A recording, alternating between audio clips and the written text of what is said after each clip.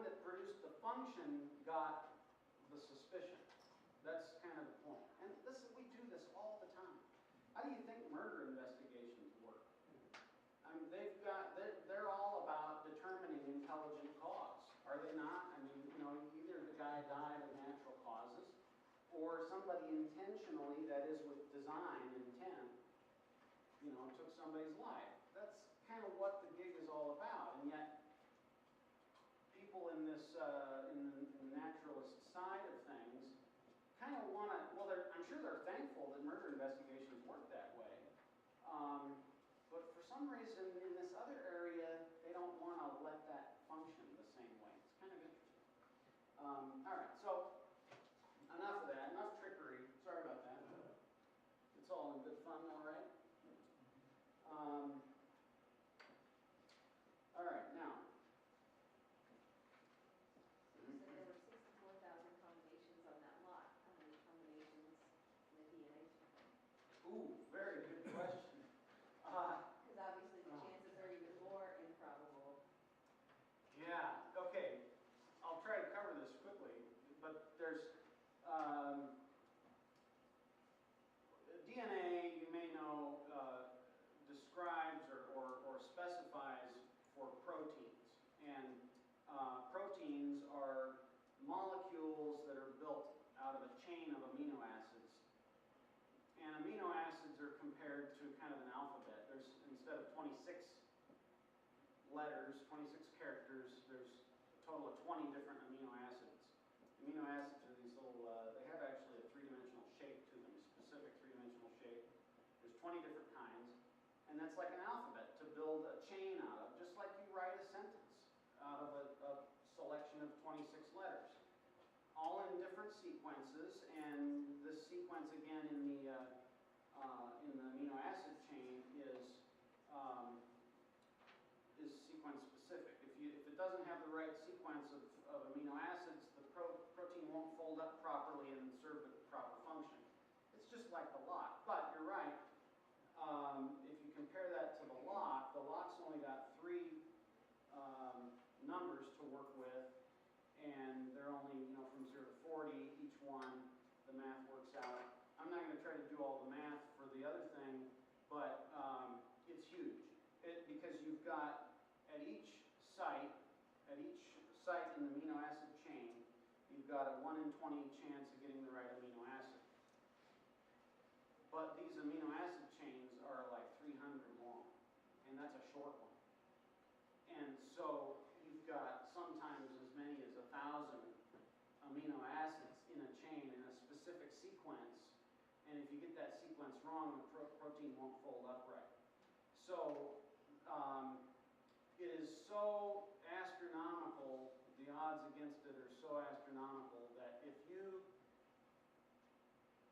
concede the older kind of paradigm, just for the sake of discussion, and you dedicated every moment in history, to searching for a functional amino acid chain, you wouldn't have enough time. It's that bad. There's actually, it stacks up even worse than that, because amino acids, this is a little weird to think about, but since they're three-dimensional, they have left-handed or right-handed forms. So of each of the 20 amino acids, you actually have 2, but only the left-handed version will work. So it compounds it even more, and then there's another level even beyond that. It's phenomenal. It just blows your mind. In the back of your handout there, the book you want to read to get more information on that is Signature in the Cell by Stephen Meyer. He goes into that in quite a bit of depth, and it's an excellent book. But at any rate, so we're pretty much, confirmed here. Chance is not going to provide us with information. Agreed? Okay, so we all know this intuitively. We don't have a big problem with it.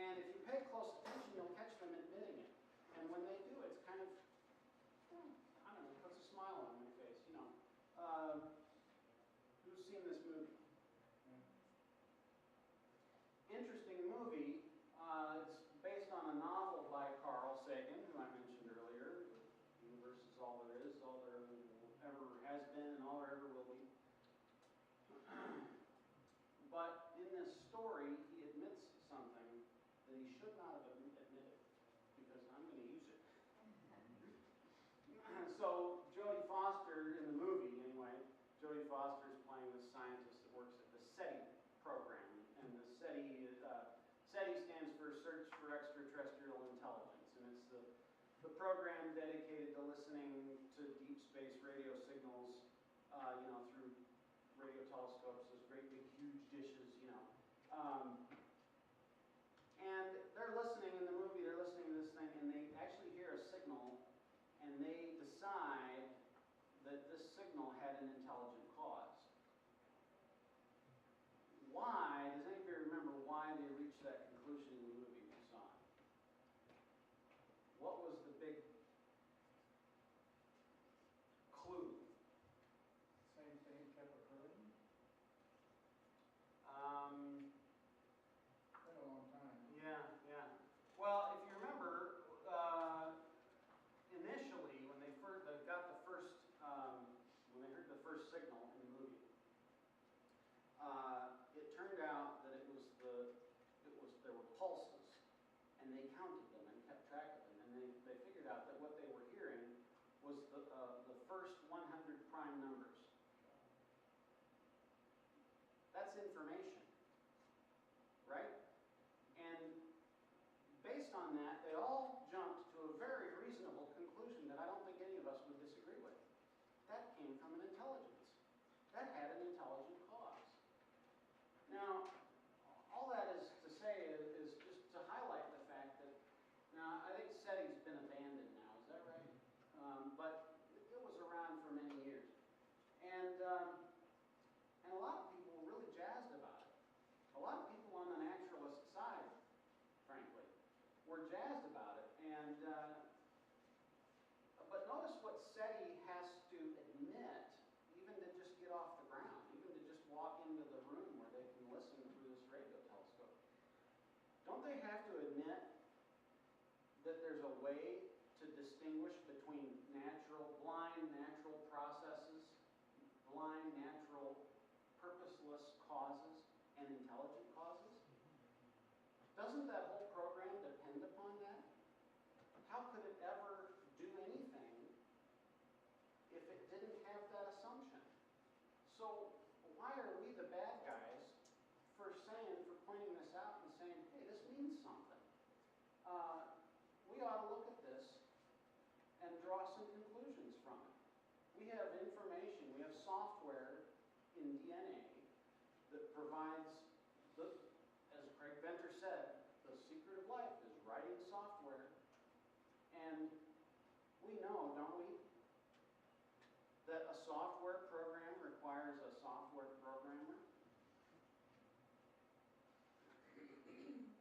If you go to Microsoft or Apple, you're not going to find blind, purposeless natural processes working on software. You're going to find software engineers. Well, it seems that way sometimes. Yeah, and I hear you there.